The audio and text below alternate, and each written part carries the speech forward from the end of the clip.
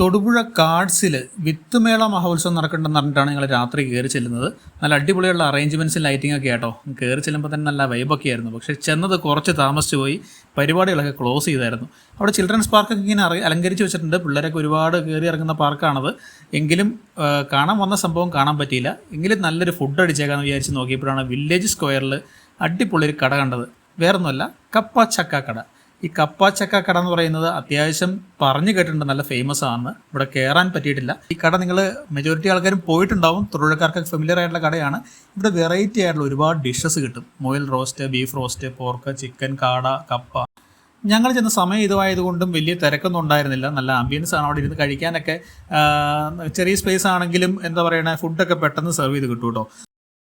ഞങ്ങൾ പുട്ട് ഓർഡർ ചെയ്തായിരുന്നു. പുട്ടിൻ്റെ കൂടെ ബീഫ് റോസ്റ്റ് ഒക്കെ ഓർഡർ ചെയ്ത് അങ്ങനെ പുട്ടും ബീഫ് റോസ്റ്റൊക്കെ എടുത്ത് പിടിച്ചുകൊണ്ടിരിക്കുകയാണ്.